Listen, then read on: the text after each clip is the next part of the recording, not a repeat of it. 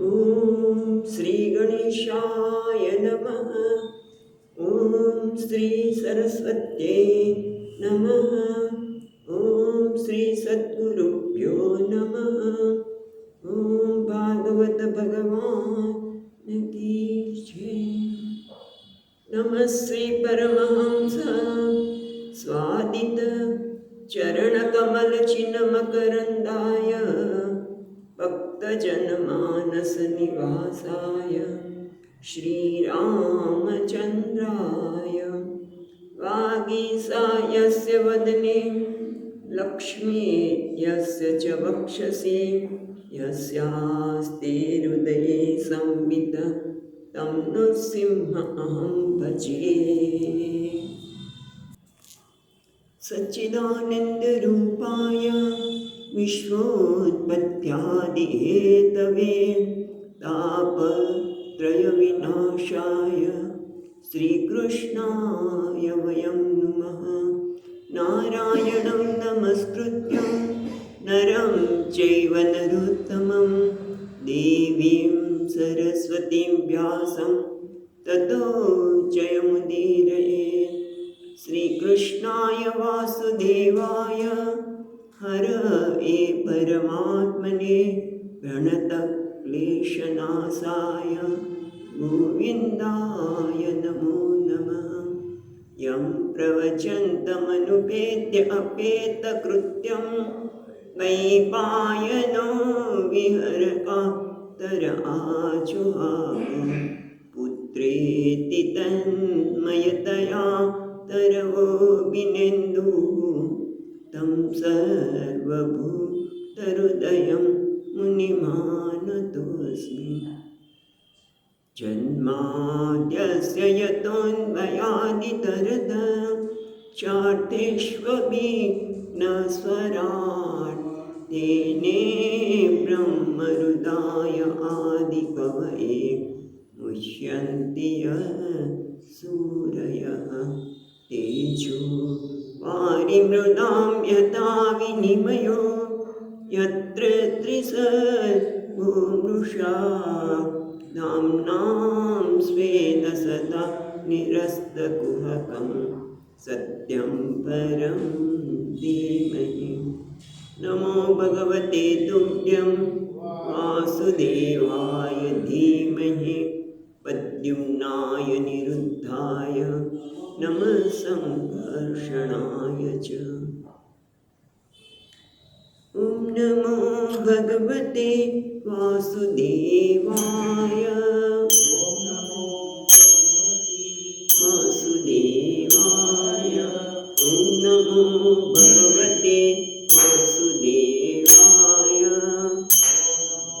भगवते वासुदेवाय वासुदेवाय हरि वासुदेवाय वासुदेवाय हरि वासुदेवाय हरि वासुदेवाय देवाय हरि वासुदेवाय। ॐ नमो भगवते वासुदेवाय। ॐ नमो भगवते वासुदेवाय। वराहरूपे हरि वासुदेवाय रूपे हरि वासुदेवाय। वराहरूपे हरि वासुदेवाय रूपे हरि वासुदेवाय। नर नारायण हरि वासुदेवाय नर नारायण नर नारायण हरि वासुदेवाय।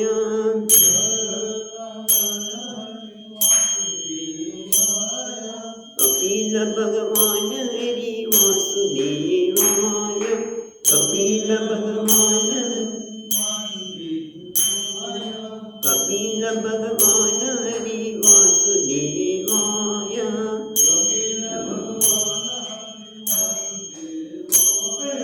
वासुदेवाय हरि वासुदेवाय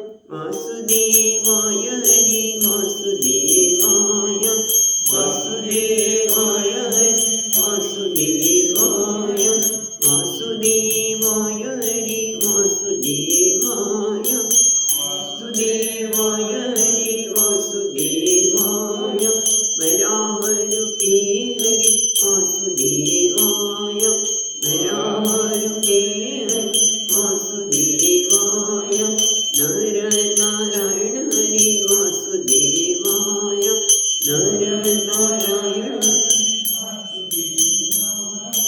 કપિલ ભગવાન હરિ વાસુદેવાય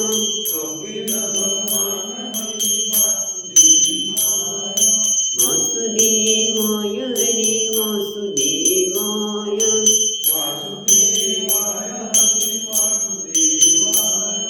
ઓમ નમો ભગવતે વાસુદેવાય ઓમ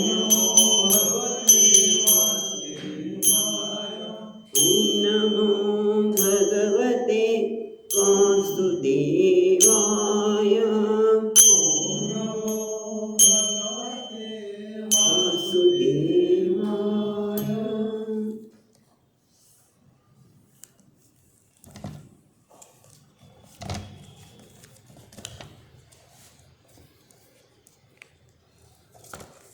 આજે આપણે ચોથા સ્કંદનો ચોથો અધ્યાય જોઈશું.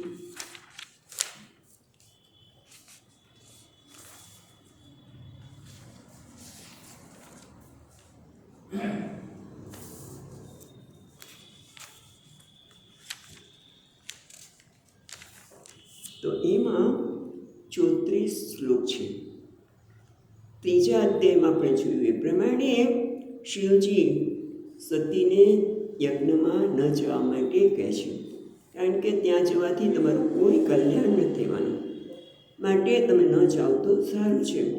એટલું પણ કહી દીધું કે સ્વજનો દ્વારા જ્યારે તમે અપમાનિત થશો, તમારી અપકીર્તિ થશે, મરણાદતિ રિચ્યતે, ભગવદ્ ગીતામાં પણ ભગવાને કહ્યું એ પ્રમાણે એમને તમે મરણની જેટલી પીડા થશે, માટે તમે ન જાઓ તો સારું. એટલે આ રીતે આપણે ત્રીજા અધ્યાયના અંતમાં જોયું કે સદાશિવે સતીને યજ્ઞમાં ન જવાની વાત કરી કે એમાં તમારું હિત નથી, પરંતુ સતીને શાંતિ વળતી નથી.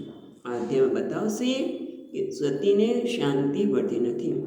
શિવજી અને દક્ષ પ્રજાપતિના મધ્યમાં ઉત્પન્ન થયેલું જે વૈમનસ્ય છે, દ્વેષનું જે નિરૂપણ છે, એનું હવે નિવારણ કરવું જોઈએ. અને ક્યારે થાય તો સતી વિચારે છે. બધો આમાં નથી શ્લોકમાં બતાવતા, પણ એનું આવું અર્થઘટન થાય છે કે સતી વિચારે છે કે દક્ષ પ્રજાપતિને મારા પિતા અને મારા પતિ શિવજી બંને વચ્ચે જે દેશનું એક નિર્માણ થયું છે, એનું નિવારણ કરવાનું હોય તો ત્યારે જ થઈ શકે કે આ મારા દેહનો હું ત્યાગ કરું. હવે સતી વિચારે છે કે જો દેહનો ત્યાગ કરવો જ હોય તો પછી કોને ત્યાં કરવો? શિવજીને ત્યાં કે દક્ષ પ્રજાપતિને ત્યાં? કારણ કે તો જ આ દ્વેષ ટળે. જો કૈલાસમાં ત્યાગ કરે તો દ્વેષ વધવાનો છે, હટશે નહીં. એના કરતાં હું પિતાને ત્યાં જઉં અને ત્યાં દેહને શાંત કરું, તો આ વૈર છે, આ જે દ્વેષ છે એ શાંત થઈ શકે. બીજું, પોતાનું પાતિવ્રત્યનું રક્ષણ થાય. પછી ત્રીજું પણ જોઈએ છે કે અન્ય દેહ સ્વીકારીને, હવે આ દેહનો તો હું ત્યાગ કરી દઉં, પણ બીજો દેહનો સ્વીકાર કરીને હું ભગવાનની સેવા કરીશ, શંકરજીની સેવા કરી શકું. કારણ કે હવે આ દેહ તો કેવો છે? શિવજીના દ્વેષ કરનાર દક્ષ પ્રજાપતિના દેહમાંથી જન્મેલો દેહ છે, માટે એ સુપાત્ર તો ન મનાય અને આવા દેહથી ભગવાનની સેવા ન કરી શકાય. માટે હું અન્ય દેહ ધારણ કરું, આ શરીરનો ત્યાગ કરું, અન્ય દેહ ધારણ કરું અને શિવજીની સેવા કરું. એટલે આ રીતે અન્ય દેહ ધારણ કરીશ તો મારી પતિની ભક્તિ કરી શકીશ. અને બીજું પણ કારણ બતાવે છે કે કોને નંદીજીએ શ્રાપ આપેલો એ પણ સિદ્ધ થાય, સત્ય બને.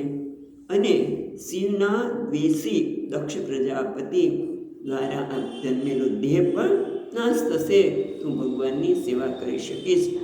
આ બધા વિચારોની સાથે સતી દક્ષ પ્રજાપતિને ત્યાં જઈ રહ્યા છે. પણ એ પહેલાં અહીંયા આપણને બતાવે છે એ જોઈએ કે મૈત્રેય ભગવાન શું કહે છે. તો પહેલો શ્લોક વાંચીશું.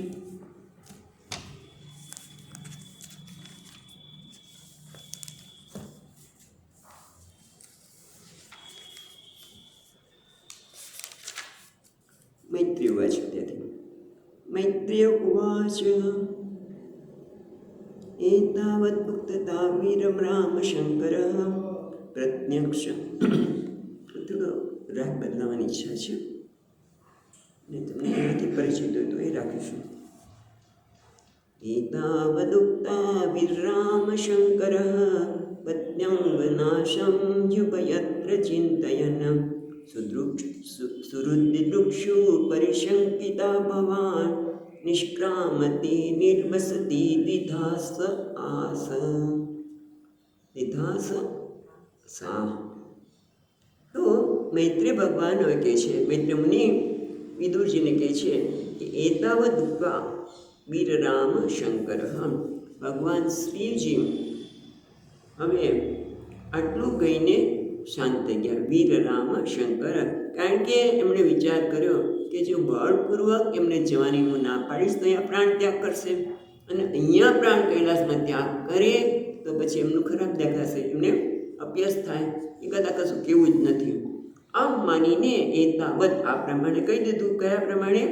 આગળના અધ્યાયમાં 25મા શ્લોકમાં કે તમારું કલ્યાણ છે નહીં. મારા વચનનું ઉલ્લંઘન કરીને જો તમે જશો તો તમારું કોઈ કલ્યાણ થશે નહીં, અને વ્યક્તિનું, સુપ્રતિષ્ઠિત વ્યક્તિનું સ્વજનો દ્વારા અપમાન થાય તે મરણનું કારણ પણ બની શકે છે. આટલું કહીને તો શાંત થઈ ગયા. પણ અને સાથે સાથે થોડી ચિંતા પણ હતી. પત્ન્ય અંગનાશમ, એટલે પત્નીના અંગના નાશ થવાની. એટલા પણ એ પોતે પત્ની સતીના શરીરનો વિનાશ થશે એ વિચારતા મૌન થઈ ગયા. વીર રામ ઉભયત્ર ચિંતયન. હવે ઉભયત્ર આમાં પણ આવે કે મેં ના પાડી એટલે એ કદાચ અહીંયા ત્યાગ કરે અને એના વિનાશ થઈ જશે કદાચ શરીરના અંગનો, એમ વિચારે. પણ ઉભયત્ર અહીંયા સતી માટે વધારે લાગે છે. ઉભયત્ર ચિંતયન. માં પાર્વતી પણ સતી પણ વિચાર કરે છે. શું સુહૃદ દીક્ષુ, શું પોતાના સ્વજનો, કારણ કે માતાને મળવાનું થશે, બહેનો આવી હશે, એ બધાને મળવાનું થશે, એવા વિચારને કારણે ભવા નિષ્ક્રામતી, એ વિચાર લાવ મને જવું છે, ક્યારે આવો લાભો મળશે કે બધી બહેનો ભેગી થશે, બહેનને બહેનના પતિ માતા બધાને મળવાનું થશે, આવો કોઈ ફરીવાર લાભ મળશે એની માટે નિષ્ક્રામતી બહાર જાય છે. પછી વિચાર કરે છે કે ના શું છે, પરિશંકિતા, સુહૃદ દીક્ષિતા અને પરિશંકિતા. અને પછી શંકા થાય છે કે હું નહીં જાઉં, હું જઈશ તો ભગવાનને નહીં ગમે, એ પાછા આવે છે. નિર્વસતી અંદર પાછા આવે છે. ઘડીકમાં બહાર જાય છે કે ભાઈ મારી બહેનોને બધાને મળવાનું એ રીતે બનશે માટે હું જઈ આવું છું, પણ પાછું બીક લાગે છે એટલે અંદર આવે છે. નિષ્ક્રામતી નિર્વસતી, બહાર જાય છે. નિર્વસતી વિધા આસસા, એ આવી પ્રકારની વિધા એ અનુભવી રહેલા છે. એટલે વિધામાં એ પડી ગયા કે શું કરું, જવાનું મન થાય છે, અને શ્રીજી તો મૌન થઈ ગયા છે, હવે કશું કહેતા જ નથી. અને માને થાય છે કે હું જઉં તો બધાને મળવા મળશે, પણ જો જઈશ ને તો શિવજીને નહીં ગમે. ઘડીકમાં અંદર જાય, ઘડીકમાં બહાર આવે. ઉભયત્ર એટલે દક્ષને ત્યાં જવાની અનુજ્ઞા આપવામાં, હઠપૂર્વક તેને ત્યાં જતા રોકવામાં, બંને રીતે બાંધવાની ઉભયત્ર બંને રીતે આવે છે. જો ઉભયત્ર ભગવાનના સંદર્ભમાં પણ છે, ઉભયત્ર એટલે દક્ષને ત્યાં જવાની જો અનુજ્ઞા આપવામાં આવે અથવા તો હઠપૂર્વક તેમને ત્યાં જતા રોકવામાં આવે, આ બંને રીતે, તો બંને રીતે મુશ્કેલી છે. માટે ભગવાન શિવ કશું બોલતા નથી. વીર રામ એકદમ શાંત થઈ ગયા. અને માં પણ બંને રીતે, કારણ કે મળવાની ઉત્સુકતા એટલી બધી છે કે બહાર જાય છે. અને ભગવાન ના કહે છે એટલે શંકા થાય છે, કીધું તો કલ્યાણ નહીં તમારું થાય એટલે પાછા આવે છે. આમ બંને રીતે જોવાતા એવું લાગે છે. એટલે તમે જુઓ કે આ મનુષ્યનું મન કેવું છે. સતી દ્વારા આપણને મનુષ્યના મનની ખ્યાલ આવે છે કે મનના જ એમનું બધું પ્રાધાન્ય છે. ગુરુ ગમે તે કહે, ગુરુના શું કહે છે એ, કે શાસ્ત્ર શું કહે છે એ, અથવા તો ઈશ્વર શું કહે છે, એની પ્રધાનતા આવતી જ નથી. પ્રધાનતા ક્યાં આવે? મનની જ. આ મનુષ્યનું મન જ એવું છે કે ગુરુ માટે એટલો આદર છે. એમના પતિ ગુરુ પણ સ્થાને પણ છે, એના ઈષ્ટ પણ છે. એટલે શાસ્ત્ર પણ શું કહે છે? શાસ્ત્ર કીધું કે ન જોવું જોઈએ. જ્યારે આગળ ત્રીજા અધ્યાયમાં આપણે વાત કરી ચૂક્યા છીએ કે ભલે માતા પિતાના ઘરે, ગુરુના ઘરે બધું બોલાવવા હોય તો જઈ શકાય, પણ શિવજી કહે છે તમે જશો પણ ક્યારે જવાય? જો પ્રેમ હોય તો. અહીંયા તો બેસ જ છે મારા માટે, એટલે તમે ન જાઓ એ હિતમાં છે. પણ સતી તો આ બધું શાસ્ત્રનું પણ ઉલ્લંઘન કરે છે, ગુરુ પિતાનું પણ ઉલ્લંઘન કરે છે, કારણ કે મનને પ્રાધાન્ય આપજો. તમે જો મનુષ્ય પોતાના મન જે કહે છે એને પ્રધાનતા આપે છે, પોતાની ઈચ્છાને પ્રધાનતા આપે છે.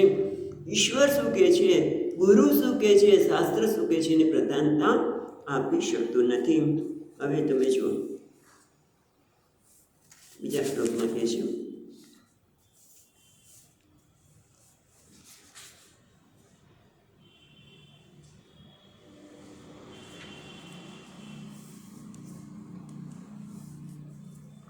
શિવજી માટે આમ તો પહેલા શ્લોકમાં શંકર કહ્યું છે, એ શંકરનો અર્થ બીજી ટીકામાં કહે છે કે સમ એટલે સુખમ કરે યસ્ય સ શંકરમ, જેના હાથમાં સુખ છે અથવા તો બધાનું જે શુભ કરે એનું નામ છે શંકર. એવા શંકર જે બધાનું શુભ કરનાર છે એ અત્યારે મૌન બનીને બેસી ગયા છે. હવે આ બાજુ શું થાય છે? કારણ કે એમ કે ને કે જમાય અને જમ બને હરખા. જમાય કે માને જ નહીં એવું પણ મનમાં વિચાર આવી શકે. આગળ કે છે સુહૃદુક્ષા પ્રતિઘાત દુર્મનાઃ સ્નેહાદૃતત્ય શુકલાતિ બિબ્બલા ભવં ભવાન્ય પ્રતિરૂપ પુરુષમ વૃષા પ્રત્યક્ષયતિ વૈક્ષ્યત જાત વેપથુઃ. એટલે કે છે સુહૃદ પછી દિદૃક્ષા પ્રતિઘાત દુર્મનાઃ સ્નેહાત રુદત્ય છે ને, ધની અંદર પેટમાં ર છે, રુદત્ય સ્નેહાત રુદત્ય અશ્રુકલા અતિવિબ્બલા ભવન ભવાની પ્રતિરૂપમ વૃષા પ્રત્યક્ષતિ ઇવ છે ને, તી પછી તી દીર્ઘ છે એટલે પ્રત્યક્ષતિ પછી ઈ નીકળશે. ઇવ ઐક્ષત, વૈક્ષત છે એમાં ઇવ અને પછી ઐક્ષત એટલે જોયું. દૃષ્ટવતી જાતવભેસ બે પથ્યું આવું શબ્દ સાંભળ્યો છે. અર્જુન કહે છે મારા ગાત્રો ગળી રહ્યા છે બે પથ્યું. એટલે અહીંયા હવે આપણે અર્થ જોઈએ તો સુહૃદુક્ષયા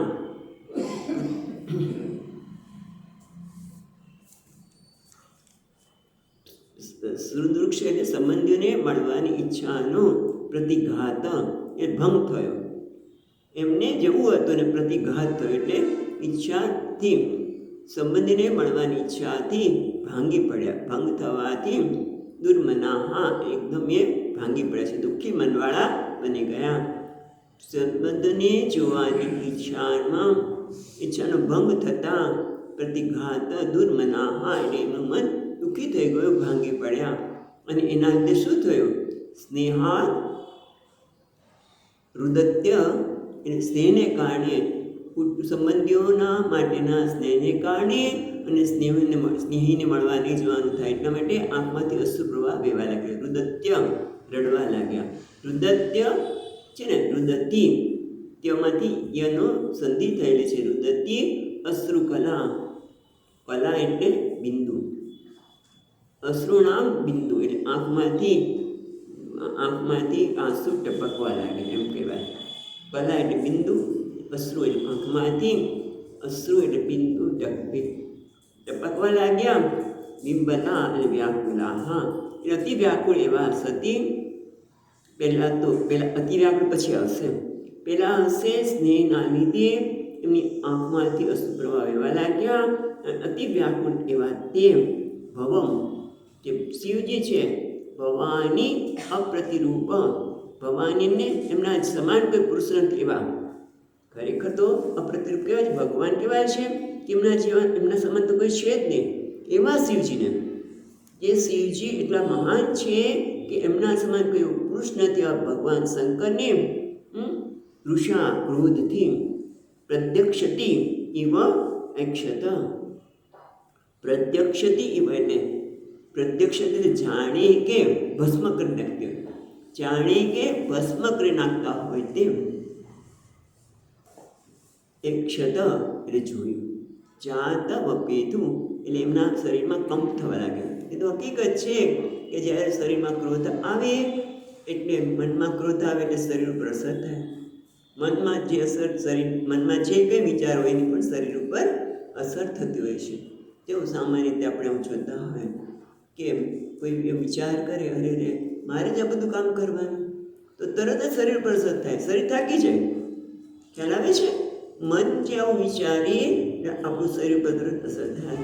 અરે મને આ જૂના નામ કીધું એટલે કોઈ કે કીધું અને દુઃખ લાગ્યું હોય તો શરીર પર તમને અસર દેખાય, તરત જ શરીર ઉપર એની અસર દેખાય. એ રીતે ઋષા ક્રોધના લીધે જાત બેપથવું એમનું શરીર કંપવા લાગ્યું. અને શિવજીને સામે, જે શિવજી કહેવાય છે અપ્રતિ પુરુષ, એમના સમાન કોઈ પુરુષ જ નથી એવા શિવજી. ભવ એટલે શિવજી સામે ભવાની, માં સતી અત્યારે તો કહીશું, માં ભવાની ક્રોધથી જાણે એમને બાળી નાખતા હોય એ રીતે જોવા લાગે. જો આમ જોવા જઈએ તો શું છે, પતિ એ પરમેશ્વર છે, એની પૂજા હોય, એની રજા લેવી જોઈએ. એની બદલે પોતાની ઈચ્છા પૂરી ન થવાથી, આ જુઓ પ્રધાનતા ક્યાં આવી? પતિ માટે નહીં. પોતાના પતિ એ પરમેશ્વર છે, દરરોજ એવી રીતે પૂજા કરતા હતા. દરરોજ પૂજા કરી માની, પછી એમને જમાડે. પણ એની બદલે આજે પોતાની ઈચ્છા પૂર્ણ ન થવાથી પ્રદક્ષતી ઇવ, જાણે કે એમને બાળી નાખે. આખું તમે જો કેવું મન બદલાઈ ગયું, મન કેવું બદલાઈ ગયું કે માણસને કેવો મોહ છે એનો પિયરનો. બહુ જ સામાન્ય છે કે માણસને પિયરનો એટલો બધો મોહ હોય છે કે ગમે તેની ઉંમર થાય પણ પિયર જવાનું હોય તો તૈયાર જ છે. એ જવા ન મળે તો એકદમ વિક્ષિપ્ત થઈ જાય કે મને મારા પિયર જવા મળ્યું નહીં. અને એટલા માટે ખરેખર તો મા બાપે છોકરીઓને પરણાવે ને ત્યારથી એને કેવું છે કે હવે તારું એ ઘર છે, આ ઘર તારા માટે નથી. હા તું આવજે ખરી, પણ રડતી રડતી એને કંઈ મુશ્કેલ પડે તો તું આવી તને મુશ્કેલી હોય ને અમે તને મદદ કરીશું. પણ નાનકડી વસ્તુ ઘટિત થાય. અને તમે જો આ જોયેલું છે કે દીકરી આવે, આંખમાંથી સેજ અશ્રુ પડે એટલે મા બાપને, પિતાને એમ થાય કે બેટા તને શું દુઃખ છે, અમે બેઠા છીએ ને તો અહીંયા આવી જાય. ઓલી છોકરી નવા ઘરે ગઈ છે, એની રેડી કણી જુદી હોય, એની સાથે સંવાદિતતા કરતાં સમય લાગે. પણ એટલે ન થાય એટલે તરત આંખમાંથી આંસુ આવે એટલે મા બાપને કહે કે અમે તારા બેઠા છીએ તો અહીંયા આવતી રહે, એટલે એ લોકોનું ઘર બંધ થાય જ નહીં. એટલે ખરેખર તો એવી થોડીક તૈયારી સાથે જ એને કેળવવી જોઈએ કે હવે તું પિયરનો મોહ છોડી દેજે. પણ મને ખબર છે કે એ ગમે તેટલી મોટી ઉંમર હોય પણ પિયર જવાનો હોય એટલે પેલી બેન તૈયાર થઈ જાય, ના પાડે થઈ જાય. કારણ કે એવો મોહ જ એવો છે ખબર નહીં. અને એટલા માટે બને ત્યાં સુધી કહું ને કે આવ્યું જ મા બાપે એને ખરેખર એને ખોટી રીતે આવકારવી ન જોઈએ. અને એટલે સુધી ઘણી વખત એવું બને કે ગામમાં જ પિયર અને ગામમાં સાસરું. અને હવે તો શું થાય છે ટેલિફોન. એટલે આખો દિવસ એની માની સાથે ટેલિફોન પર વાત જ કરે. તે શું ખાધું, તારી સાસુ શું બોલાવે, ઓલા શું કર્યું, ઓલા શું કર્યું, એ ચંચુ વાત કરે ને એનું ઘર સ્થિર થાય જ નહીં. એના ઘરમાં ક્લેશ જ આવે. ઘરમાં શાંતિ માટે ગઈ છે તો પણ આવું થાય છે. એટલે અહીંયા પણ આપણે જોઈએ છીએ કે માને પણ પિયર માટે એટલો બધો મોહ છે કે જ્યારે ભગવાને ના પાડી ત્યારે ભગવાન જે પરમેશ્વર છે, પતિ પરમેશ્વર, એની બધા આપણું મન કેવું, આ બધું આપણા મનની વિશ્લેષણ છે. માતા તો નાટક કરતા હોય, કારણ કે આપણે હમણાં જ વાત કરી પ્રારંભમાં કે એમણે ત્યાં જવાનું શા માટે નક્કી કર્યું. પણ અહીંયા ભાગવતકાર એ કહે છે કે પોતે શિવજીને જાણે કે બાળી નાખતા હોય એવી ક્રોધભરી આંખે ભગવાનની સામે જોયું. આ પિયરનો મોહ બતાવે છે કે પિયર માટે કેવો મોહ છે. બધું ભૂલાઈ જાય છે. બસ ઘરે ભૂલાઈ ગયું, કુટુંબ જ્યાં રહેવાનું છે આખી જિંદગી, એ વ્યક્તિ સામે પણ ક્રોધ આવી ગયો. હવે આગળ શું થાય છે તો કે છે બંસીધરી મહારાજ કહે છે બાળી નાખતા હોય તેમ, એટલે પોતાની જાતને પણ અહીંયા પ્રત્યક્ષતી એવા કહે છે ને, તો એનો અર્થ બંસીધરી મહારાજ આવો કરે છે. પ્રત્યક્ષતી ઇવ આત્માનમ ઇતિ શેષ, એટલે કે જાણે પોતાની જાતને પણ બાળી નાખતા હોય. ક્રોધમાં એમની સામે તો બાળી નાખતા હોય, એમની સામે બરાબર છે, પણ પોતાની જાતને પણ બાળી નાખતા હોય એ રીતે જોવા લાગ્યા. હવે આગળ ત્રીજા શ્લોકમાં કહે છે તતો વિનિશ્યસ્વ સતી વિહાયતમ શોકેન રોષેણ ચ દુહિતારુતા પિત્રોરકાસ્ત્રેત્ન વિમૂઢ દીર્ઘૃહાન પ્રેમનાત્મનો યો ધર્મ દત્તાત સતામ પ્રિય. એટલે કહે છે તતો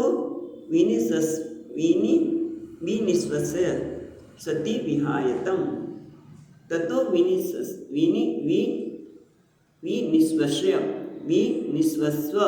એટલે એનામ નિશાસન, બહુ નિશાસન નાખતા હોય એ રીતે. નિશ્વાસ સતી વિહાય, એટલે હવે સતી છે એકદમ ક્રોધમાં આવી ગયા છે, અને એટલે પોતે દીર્ઘ શ્વાસ આમ તો શ્વાસ કાઢવા માટે અકળાઈ ગયા હોય ત્યારે તત ત્યાર પછી વિનિશ્વસ્ય એટલે દીર્ઘ શ્વાસ કાઢતા સતી વિહાય, સતી તો નીકળી ગયા પોતાના પિતાના ઘર તરફ. શોકેન રોષેણ ચ દ્વિતા હૃદા, શોકના કારણે દુઃખ તો થઈ રહ્યું છે પિતા પતિનું નથી માનતા માટે, અને રોષ પણ છે એમના માટે. એક બાજુથી રોષ છે, એક બાજુથી શોક છે, અને દ્વિતા હૃદા આવા વ્યથિત હૃદય. દ્વિતા એટલે વ્યથિત, હૃદય એટલે હૃદય. વ્યથિત હૃદયે શોક અને ક્રોધ એવા વ્યથિત હૃદયને લીધે એ તો પિત્રો ઉર્વાત સ્ત્રૈણ વિમૂઢ ગૃહાન, એ પિતૃગૃહાન પિતાના ઘર તરફ એ નીકળી ગયા. કારણ કેમ એવું છે તો કે એ સ્ત્રી સ્વભાવ છે, કેવો મૂઢ. સ્ત્રી સ્વભાવના કારણે સ્ત્રીનો એ સ્વભાવ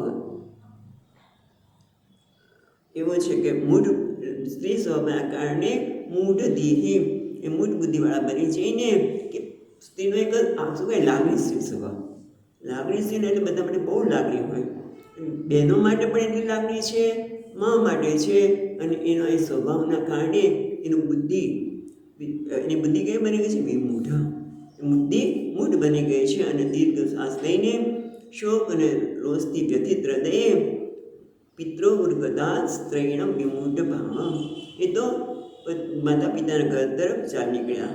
પણ ચોથી રીતે શું કહે છે પ્રેમણ આત્મનો એવો અર્ધ લેવાનું છે, અર્ધમ અદદાત છે ને, એવો ધર્મ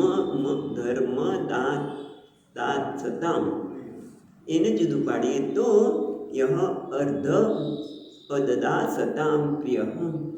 કોને છોડીને જાય છે કે જે શિવજીએ એમને અર્ધ સ્થાન, અર્ધ અદદાત સતામ પ્રિય, પોતાની પ્રિય સતીને એમણે પ્રેમના લીધે આત્માને પોતાના શરીરનો અડધો ભાગ એમને આપ્યો, એટલે કે અર્ધનારીશ્વરી બનાવ્યા. કેટલો એમના માટે પ્રેમ છે.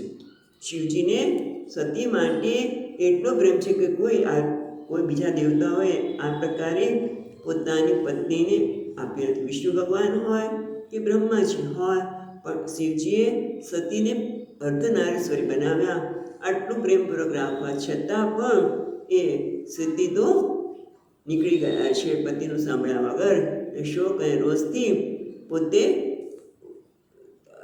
વ્યથિત હૃદયે માતા પિતાના ઘર તરફ જઈ રહ્યા છે.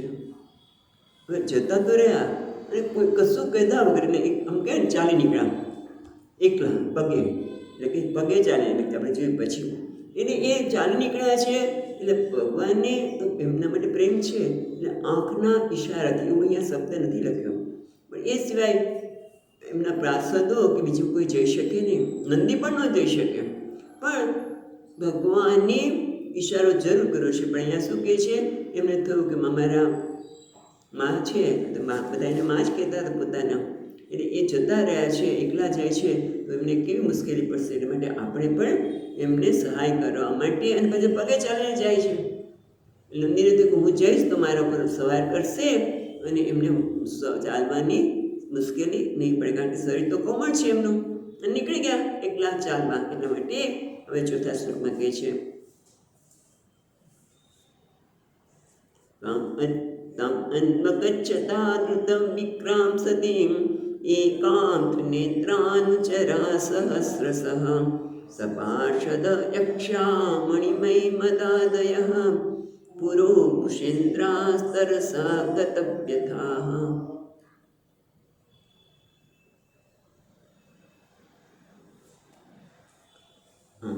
તો કે તામ અન્વગચ્છતમ ધૃતમ વિક્રમામ સતીમ એકામ, એટલું આપણે પહેલાં રાખીએ તો તામ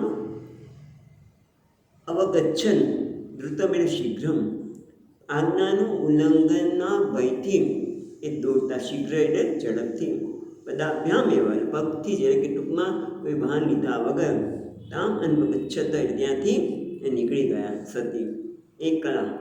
હવે ત્યારે આપણે વાત કરીએ કે એકલા નીકળ્યા છે એટલે તરત જ ભગવાને સારો કર્યો. એટલે કોણ કોણ આમની સાથે આવ્યા, તો કે ત્રિનેત્રા અનુચરા, જે 3 નેત્ર ધારણ કર્યા છે એના અનુચર, એટલે કોણ, શિવજીના.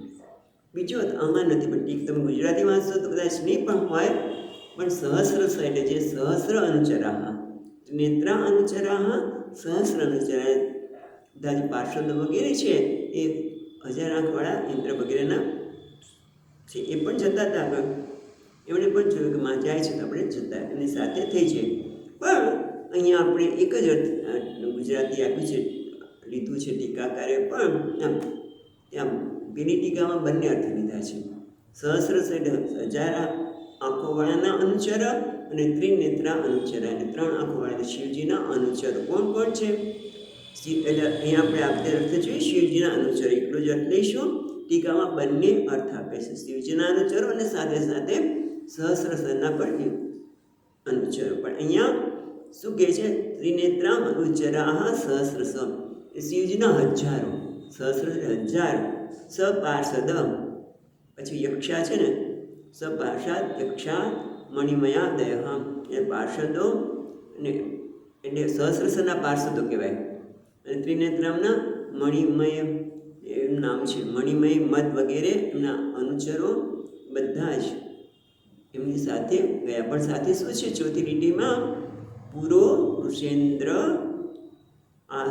આતરસા ગતવ્યથા, એ પહેલાં સૌથી આગળ નંદીજી છે. ઋષેન્દ્ર એટલે ઋષિના ઇન્દ્ર એટલે નંદી, પહેલાં આગળ નંદીજી છે, એની પાછળ બધા છે, અને મા પાસે પહોંચી ગયા જલ્દી. એટલે છે ને આસ્તરસા, તરસા શીઘ્ર, એ માની પહેલાં જ એની પાછળ નીકળ્યા. અને કેમ, ગતવ્યથા, હા ગતવ્યથા એટલે જેની વ્યથા જતી રહી છે, નિર્ભય બનીને અથવા તો સા છે એની સાથે ગ લગાડી દો, છૂટું પાડ્યો છે ભલે, તો આ ગતા વ્યથા એટલે જેની વ્યથા આવેલી છે. રંદ્રના આજ્ઞાનું ઉલ્લંઘન કરીને સતીના જવાથી પ્રાપ્ત થયું છે દુઃખ એવા સતી. જો આગત વ્યથા લખો તો માની સાથે જાય, અને ગત વ્યથા હા જેની વ્યથા જતી રહી છે એટલે નિર્ભય બનીને નંદી એમના બધા અનુચરો મણિમય મધ વગેરે અને પાર્ષદ બધા હજારોના એ બધા જ માની સાથે થઈ ગયા. એટલે પછી માને અહીંયા લખ્યું નથી પણ સમજી લેવાનું કે પછી માને પ્રાર્થના કરી હશે એટલે મા નંદી ઉપર સવાર થઈ ગયા અને નંદી સાથે જાય છે. હવે પછીના શ્લોકમાં કહે છે એ પાર્ષદો ગયા તો ખરા, બધા ગયા ખરા, પણ એમને એટલા વખતથી મા સાથે રહે છે એટલે માને જરૂરી જે વસ્તુ છે એ પણ લઈ લીધી, અલંકાર પણ લીધા છે, વસ્ત્ર કશું લીધા વગર નીકળી ગયા છે માતાજી તો. એ સિવાય એમને બીજી કદી વસ્તુની જરૂર હોય, બીજી કશી વસ્તુની પણ જરૂર હોય. અને એટલું જ નહીં, રસ્તામાં સમય પાસ કરવા માટે અને મા પોતે જઈ રહ્યા છે, શિવજીના પત્ની જઈ રહ્યા છે એટલે એનો માગો પણ જળવાવો જોઈએ, એ પ્રકારનું પણ હોવું જોઈએ. ને બધું લઈને નંદી અને પાર્ષદ એમની સાથે પહોંચી ગયા. એટલે શું શું લઈને ગયા એ આપણે 5મા શ્લોકમાં કહે છે. 5મો શ્લોક. તામસારિકા કંદુકદર્પ અંબુજા શ્વેતાપપત્ર વ્યજનમ સ્રગાદિભિઃ ગીતાયને દુંદુભિશંખવેણુભિઃ ઋષેન્દ્રમારોપ્ય વિટંકિતાયયુઃ. એટલે કહે છે કે તામ એટલે તામ ઋષેન્દ્ર આરોપ્ય. જો ક્યારે તામ એટલે માં ભગવતી સતી ઋષેન્દ્ર આરોપ્ય તરત આવી ગયું કે સતી દેવી મંદિર સ્વરૂપ પર બિરાજમાન થયા. આરોપ્ય એટલે બિરાજમાન થયા. ત્યારે સતી દેવી નંદી ઉપર બિરાજમાન કરીને આરોપ્ય સાથે સાથે શું છે સારિકા કંદુક દર્પણ અંબુજ શ્વેતાપત્ર વ્યજન અને સ્રગાદિભિઃ. આપણે પછી જોઈએ અને પછી ગીતા યનૈ દંદુભિ શંખવેણુભિઃ વિટંકિતા યયુઃ. વિટંકિતા શોભિતા એ રીતે શોભતામાં હવે શોભી રહ્યા છે. શેના દ્વારા? તો કે સારિકા તામ ઋષેન્દ્ર આરોપ્ય એ નંદી ઉપર આરૂઢ થઈને પછી શું છે સાથે શું છે સારિકા. સારિકા કોને કહેવાય? એટલે કે છે જે પઢાવે, આપણે જે કંઈ કહીએ એવું જ પાછું બોલી જાય એને સારિકા કહેવાય. એટલે કે આ તો એને સુકી બધા તો મેના, શુકી શુક્ર એટલે પોપટ અને મેના, એને મેનાને સારિકા કહેવામાં આવે છે. કે જેને તમે જે બોલો એ બધું બરાબર પઢાવેલું બોલી જાય. એને સારિકા પણ જોઈએ માની સાથે વાતો કરવા માટે, એ જે શીખવાડ્યું હોય બોલવા માટે એને સારિકા પણ ગયા. કંદુક એટલે દડો. દડો શેના માટે?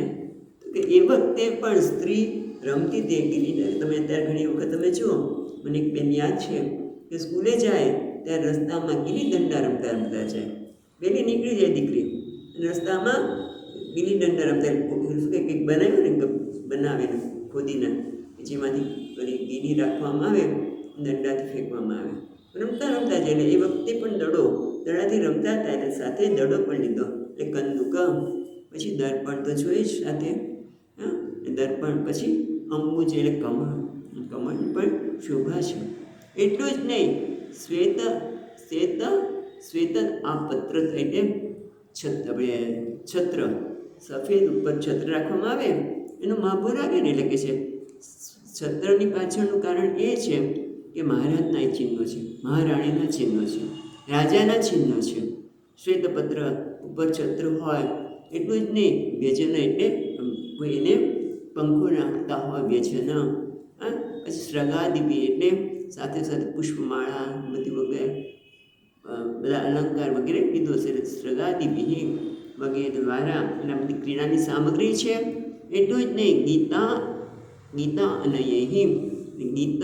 અનયૈ એ સંગીતના સાધનો અથવા તો ગાયકો પણ છે. અહીંયા કે સંગીતના સાધનો અથવા તો ગાયકો પણ છે, સાથે ગીત ગાતા હોય. જેમ આપણે આગળ જોયું 3જા અધ્યાયમાં કે બધી બહેનો જઈ રહી છે, પાર્ષદની બધા ગંધર્વની સ્ત્રીઓ તો ગીત ગાતી ગાતી જઈ રહી છે.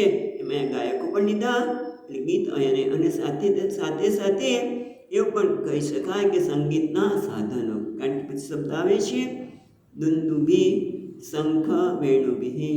એટલે દુંદુભી એટલે કદાચ આપણે વીણા, આપણે શું કહે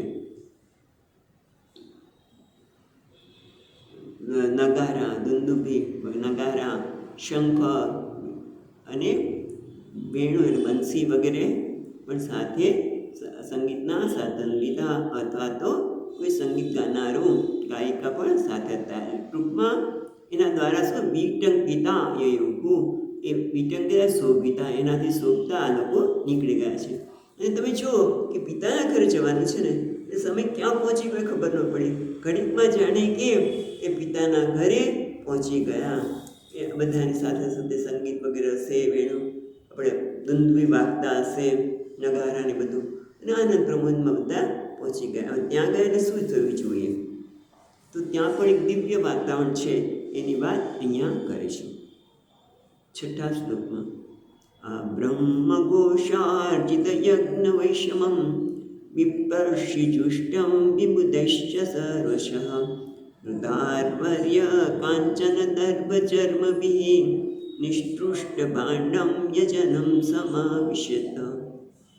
એટલે કે છે એ વખતે યજનમ પેલા શબ્દ લઈશું, પછી બધા અર્થ જોઈએ. યજનમ એટલે યજ્ઞ સ્થાન, યજ્ઞશાળામાં પ્રવેશતા, સમાવિશત જ્યારે માં યજ્ઞશાળામાં પ્રવેશ કરે છે ત્યારે શું જોયું?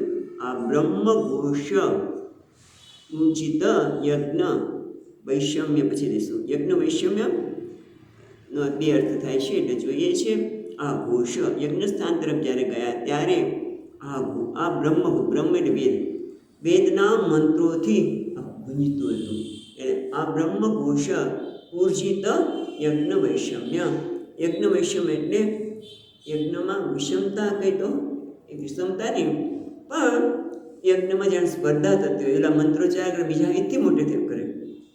ખરેખર આમ તો એક કરતા હોય બીજા કરતા હોય જુદી વાત, પણ ઘણી વખત એવું થાય કે સાથે ગાતા હોય ને, આપણે પાઠ કરતા હોય એક મોટેથી બોલે, એક બીજું સ્પીચ બોલી હોય તો એ બરાબર ન લાગે. બધાને કાં તો કોઈ આગળ જાય, કોઈ વધારે મોટી સ્પીચથી બોલે અને ખબર જ નથી હોતી આપણને કે આપણે આવું બોલી રહ્યા છીએ, નહીં તો ન બોલે કોઈ વ્યક્તિ.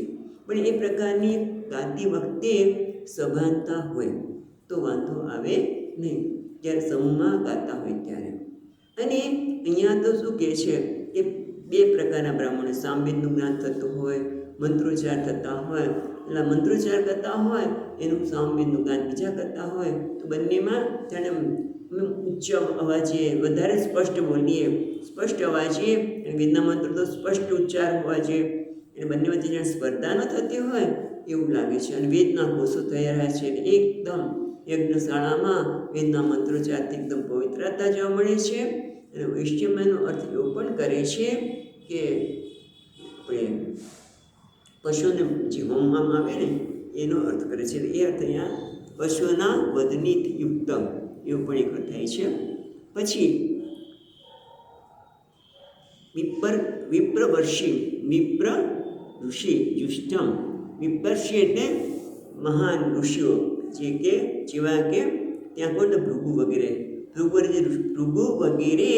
જે ઋષિઓ આવેલા છે તે એનાથી જુષ્ટમ એટલે પૂજા કરેલા, સેવાયેલા. કોણ? વિભૂતેશ્ચ સર્વસ, એના દ્વારા એ લોકો બધા સેવા, ભગવાન જે બધા દેવતાઓને બોલાવ્યા હોય, વિભૂતેશ છે એટલે દેવતાઓને, બધા દેવતાને દ્વારા, દેવતાઓ આમના દ્વારા પૂજાઈ રહ્યા છે. એટલે કે છે બ્રહ્મર્ષિઓ દ્વારા તથા દેવતા દ્વારા સર્વત્ર યજન કરાતા, પૂજા કરાતા. પછી શું છે? સર્વત્ર પૂજા તો થઈ રહી છે, પણ મૃદ દારૂ વય આદિ કાંચન દર્ભ ચર્મભી. ત્રીજી લીટીમાં નિસૃષ્ટ ભાંડમ, એ ચારે બાજુ બધા જુદા જુદા પ્રકારના પાત્રો, ભાંડ એટલે પાત્ર જોવા મળે છે. કયા પ્રકારના? તો કે મૃદ એટલે માટી, દારૂ એટલે લાકડું, પછી સોનું, કાંચન સોનું, પછી દર્ભ અને ચર્મ વગેરે. આ આ બધાના પાત્રો જોવા મળે છે. હા, તો હવે આપણે વિચાર કરીએ કે બધા પાત્રોનો શું ઉપયોગ હશે, એટલા બધા પાત્રોની શું જરૂર છે? આ બધી એકાદ પાત્ર હોય તો ચાલે. આપણે યજ્ઞ કરતા હોય તો ઘી માટેનું પાત્ર જુદું હોય, બરાબર. પછી તમારે જો હોમ દ્રવ્ય હોય એનું પાત્ર હોય, એટલે આમ તો એક નથી હોતું. આપણે પણ યજ્ઞ કરીએ તો ઘણા બધા પાત્રોની આવશ્યકતા હોય છે. એમ અહીંયા પણ કહે છે કે મૃદ ટીકાકાર છે, આ બધું ટીકામાં આપ્યું છે કે માટીનું પાત્ર જે હોય, કે આપણે કોળિયું હોય, પછી સરા હોય ને કુંજા જેવું હોય, આ બધું શું કામ? કે પુરોડાસ ભરવા માટે, પુરોડાસને ભરવા માટે માટીનું પાત્ર હોય છે. અને લાકડાનું શેના માટે?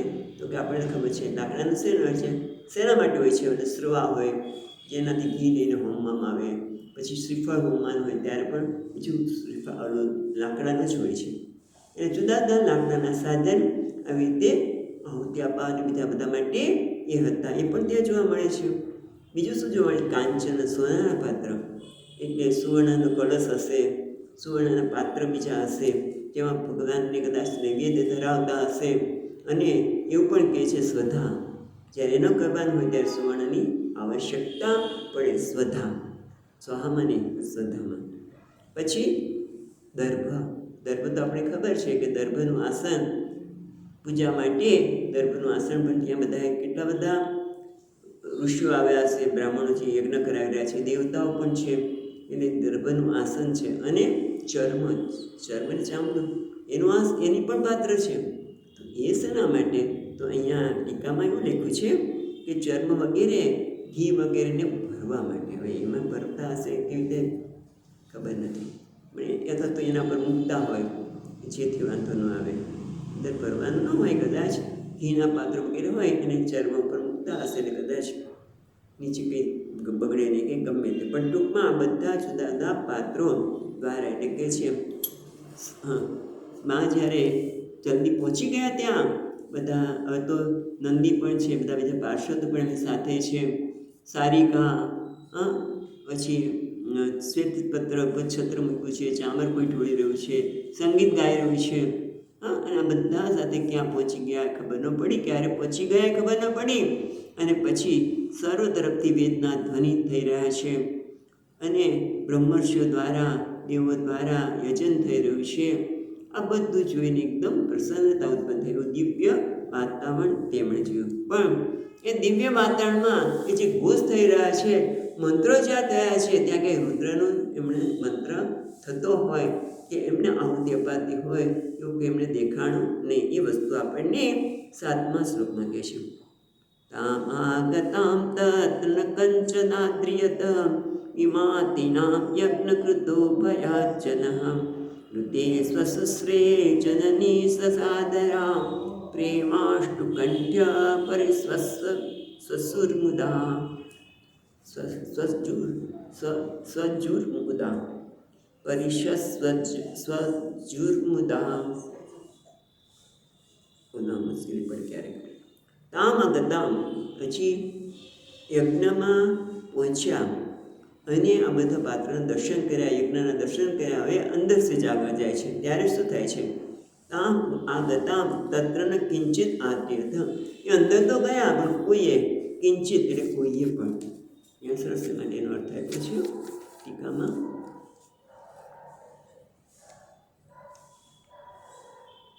કિંચિત કશ્ચન ન આદ્રિયત, કોઈએ પણ તેમને આદર કર્યો નહીં, કોઈએ તેમને બોલાવ્યા નહીં.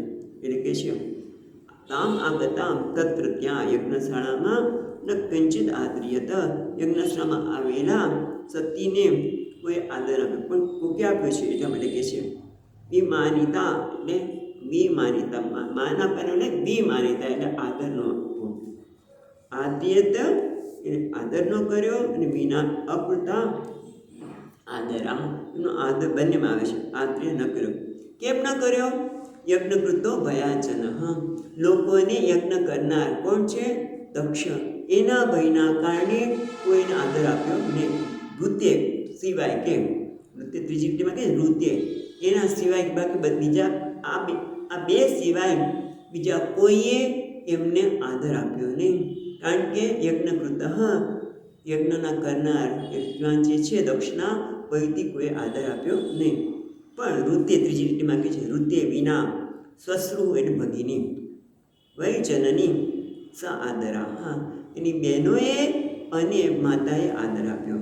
અને એટલું જ નહીં, પ્રેમાશ્રુ કંઠ્યામ પરિસસ્વસુ મુદા, આલિંગન પ્રત્યે, અને એકદમ એમને પ્રેમ અશ્રુ, આંખમાંથી પ્રેમાશ્રુ વહેવા લાગ્યા, એમને આલિંગન પણ આપ્યું. એટલે કે એમની બહેનોએ અને માતાએ એકદમ એમને આદર આપ્યો પ્રેમાશ્રુથી. એટલે પ્રેમ બંને જ પક્ષે હશે. માએ સતી પણ માને અને પોતાની બહેનોને જોઈને એ પણ પ્રેમથી ગદગદિત થઈ ગયા હશે.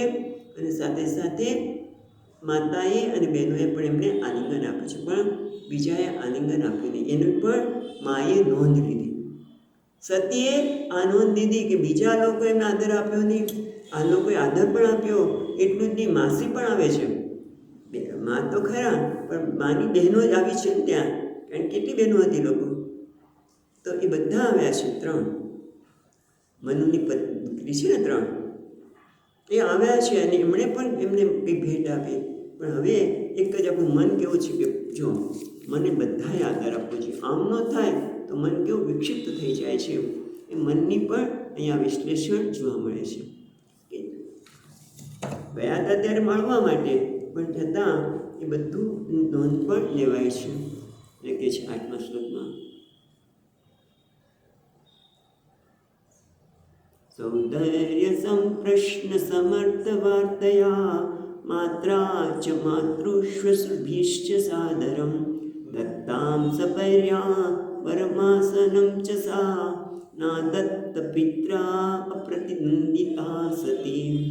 એને કહે છે કોઈએ આદર તો ન કર્યો, પણ પિત્રા પહેલી લીટીનો પહેલો શબ્દ જોઈએ તો પિત્રા પિતા દ્વારા, અપ્રતિનંદિતા એટલે અપમાનિત થયેલા, અપ્રતિનંદિતા સતી પિતા દ્વારા અપમાનિત થયેલા સતીએ સૌંદર્ય પેલી લીટી જોયું. સૌંદર્ય એટલે આપણે કહીએ ને, સૌંદર્ય એટલે પોતાની સહોદરી, સૌંદર્ય એટલે સઉદરી એટલે પોતાની બહેનો. શું છે? સંપ્રશ્ન સમર્ય વાર્તયા, એને એમણે સમર્થ થયા.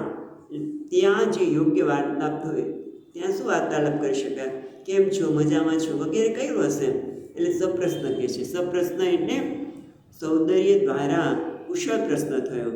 ત્યાં જે યોગ્ય વાર્તાલાપ હોય તે સહિત, એટલે સમર્થ વાર્તયા, ત્યાં યોગ્ય જે વાર્તાલાપ હોય એ દ્વારા.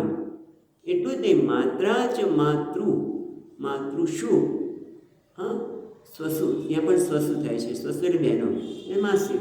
માતા અને માસી દ્વારા પણ જે આદર આપવામાં આવ્યો, બહેનોએ એમને કુશળ પ્રશ્ન પૂછ્યો. પણ એટલું જ નહીં, દત્તામ સપર્યામ બરફ આસનમ ચ સા, અને એટલું જ નહીં, એમને સુંદર મજાના માસીઓ દ્વારા ઉપહાર અને સુંદર આસન પણ આપ્યું. તમે અહીંયા બેસો, સુંદર આસન પણ આપ્યું અને ઉપહાર પણ આપ્યો.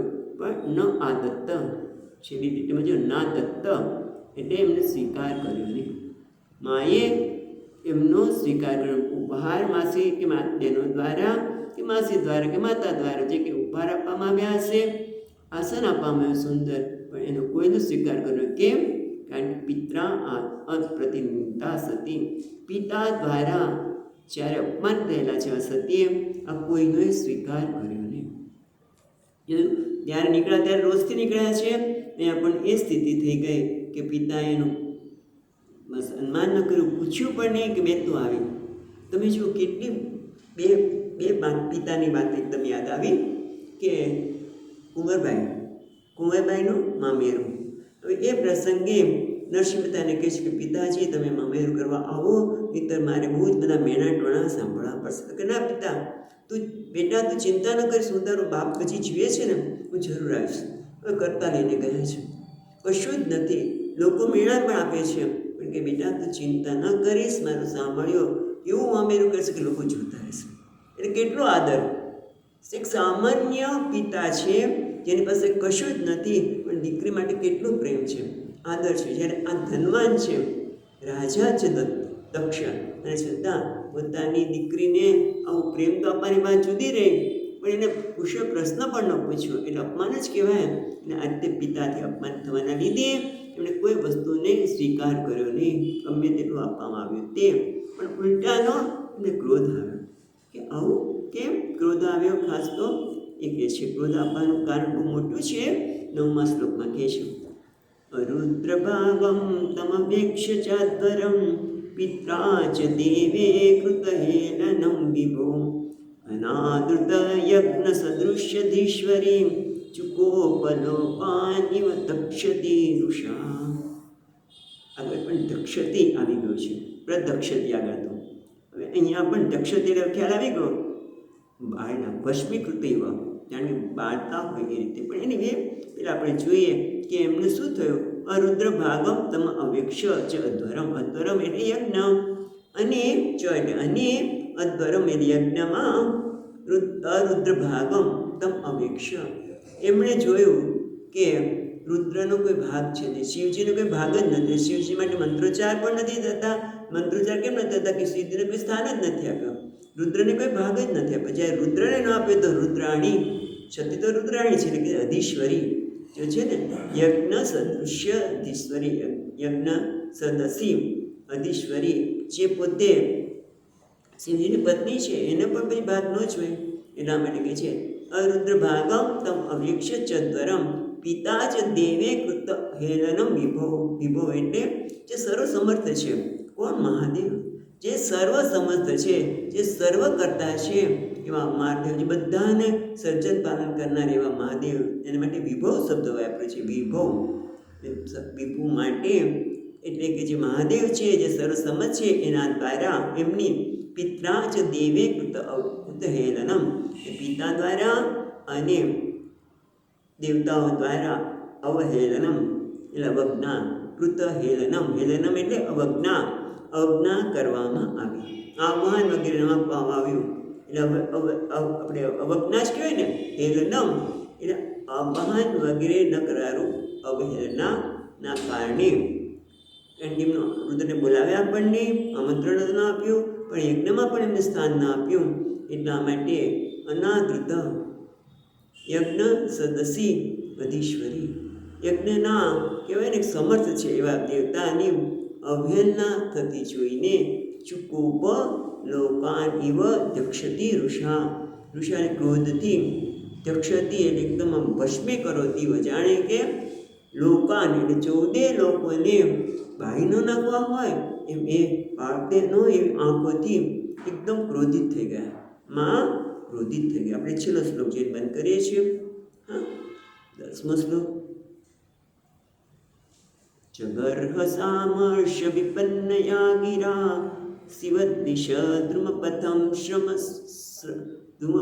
શ્રમસ્મયમ સ્વતેજસા ભૂતગણા સમુત્થિતા નિગૃહ્ય દેવી જગતો વિષ્ણુવતઃ. જગર્હ એટલે નિંદા કરવા લાગ્યા, અમર્ષેણ એટલે ક્રોધથી. જગર્હ સ અમર્ષ વિપન્નયા ગિરા શિવદિશ ધૂમ્રપથ શ્રમ સ્મય સ્વતેજસા ભૂતગણા સમુત્થિતા.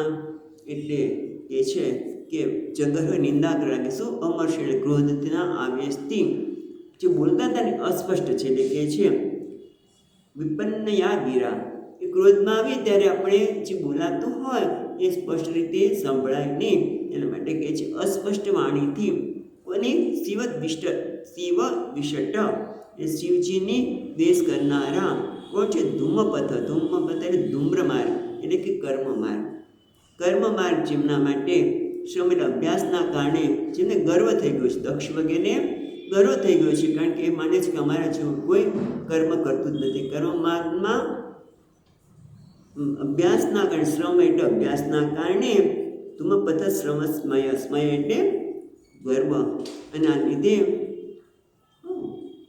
એમ તો થઈ ગયો છે. ઓકે, દક્ષિણા વધવા માટે તૈયાર થયેલા ભૂતગણોની આજ્ઞાથી, ભૂતગણો તો એમને વધ કરવા તૈયાર છે, પણ એમને દેવીએ રોકી લીધા. ક્રોધના આવેગથી અસ્પષ્ટ બોલતા વાણી વડે સતી દેવી બધાને ધિક્કારવા લાગ્યા. ચાલો કાલે પછી જોઈશું અટકે. સચ્ચિદાનંદ રૂપાય વિશ્વોત્પત્યાદિહેતવે તાપત્રય વિનાશાય શ્રી કૃષ્ણાય વયમ નમઃ. યં પ્રવચन्तમનુપેત્ય અપેતકૃત્યં વૈપાયનો વિહરકાતર આજુહાવ. પુત્રેતિ તન્મયતયા તરવોऽभिनेन्दुः तं सर्वभूतहृदयं मुनिमानतोऽस्मि. ॐ शान्ति शान्ति शान्तिः. हरिः ॐ श्रीगुरुभ्यो नमः. हरिः